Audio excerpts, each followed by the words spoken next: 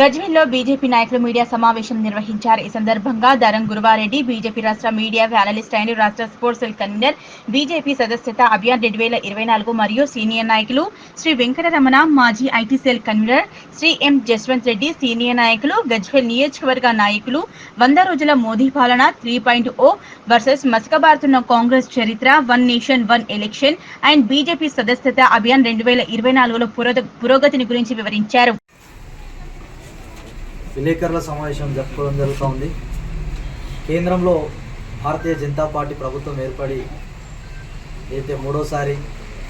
ప్రజల మద్దతుతో ఏర్పడ్డ నరేంద్ర మోడీ గారి ప్రభుత్వం 100 రోజులు పూర్తి చేసుకున్న సందర్భంగా ఈరోజు గజ్వేల్లో పలు విషయాల మీద మీడియా సమావేశం ఏర్పరచుకోవడం జరుగుతుంది. ఇక్కడ ములుగు జిల్లా ఇన్ఛార్జ్ అన్న గజ్వేలి నాయకులు, రాష్ట్ర నాయకులు ఎరుపుల వెంకటరమణ గారు, అదేవిధంగా బీజేపీ రాష్ట్ర నాయకులు అండ్ టౌన్ సంబంధించిన ఇన్ఛార్జి సభ్యత్వ నమోదు ఇన్ఛార్జ్, అదేవిధంగా సీనియర్ నాయకులు మాదాడి జస్వంత్ రెడ్డి అన్న గారు, అదేవిధంగా బీజేపీ లీగల్ సెల్ నాయకులు వివి రామన్న గారు,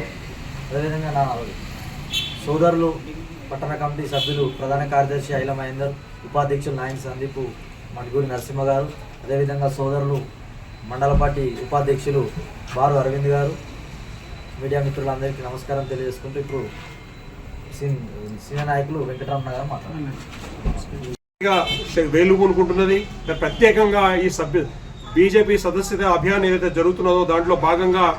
ఇప్పటికే తెలంగాణ రాష్ట్రంలో దాదాపు 5 లక్షల మంది సభ్యత్వాలు తీసుకున్నారు స్వచ్ఛందంగా. ఎక్కడికి వెళ్ళినా ప్రజలు ఆదరిస్తున్నారు. మా కార్యకర్తలు ఎక్కడ పోయినా ప్రజలు ఆదరిస్తున్నారు. ముఖ్యంగా గజ్వేల్ ప్రాంత ప్రజలకు, సిద్దిపేట జిల్లా వాసులకు చెప్పేది ఏంటంటే, ఇవాళ భారతీయ జనతా పార్టీ సదస్యత అభియాన్లో భాగంగా జరుగుతున్న కార్యక్రమాల్లో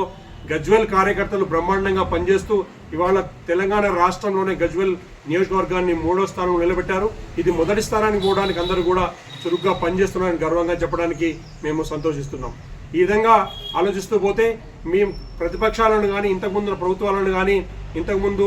ఏదైతే మనము ఈ మధ్య విమర్శలు చూస్తున్నామో, మోదీ గారిని పనిగట్టుకొని మాట్లాడడం తప్పితే వాడి మీద కన్స్ట్రక్టివ్గా ఒక క్రిటిసిజం లేదు. జరుగుతున్న అభివృద్ధిని అందరూ అప్రిషియేట్ చేయాలి, ప్రజలందరూ కూడా అప్రిషియేట్ చేయాలని మేము కోరుతూ ఈ 100 రోజుల మోదీ గారి పాలనను అభినందిస్తూ ముగిస్తున్నాం.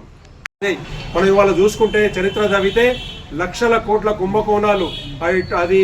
మీరు టెలికాం కుంభకోణమే కావచ్చు, కోల్ కుంభకోణమే కావచ్చు, మైనింగే కావచ్చు, అన్ని రకాల మాఫియా, స్మగ్లింగ్, దొంగ నోట్లు, వీటన్నిటినీ కూడా మన బంగారం తాకట్టు పెట్టే పరిస్థితి ఉన్న రోజుల నుంచి మన దేశం మనం గర్వంగా చెప్పుకోవాల్సిన పరిస్థితి ఏంటంటే, అప్పులన్నీ తీర్చుకుంటా దేశానికి సంబంధించిన ఇంతకుముందు 50 సంవత్సరాల్లో మనం ఇంతకుముందు ప్రభుత్వాలు చేసిన అప్పులను తీర్చుకుంటా self efficiency make in India program తోటి, స్కిల్ ఇండియా ప్రోగ్రామ్ తోటి, డిజిటల్ ఇండియా ప్రోగ్రామ్ తోటి బ్రహ్మాండంగా దేశాన్ని ముందుకు తీసుకుపోతూ ఈ దేశం యువత 65% మంది 35 సంవత్సరాల లోపు యువతకు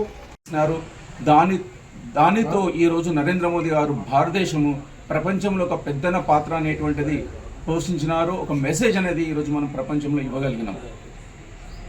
ఇది ఒక సైడ్ ఇలా మనము మన దేశాన్ని మనం నరేంద్ర మోదీ గారి నాయకత్వంలో ప్రపంచంలో ఒక గొప్ప దేశంగా,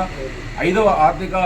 శక్తిగా మనం ఎదుగుతూ 3వ ఆర్థిక శక్తిగా మనం వస్తున్నటువంటి త్వరలో రాబోతున్నటువంటి సందర్భంలో ఇంకో పక్కన మన ప్రతిపక్ష నాయకులు విదేశాల మన యొక్క ఇక్కడ ఉన్నటువంటి సిక్ మతస్థులు ఎవరైతే ఉన్నారో,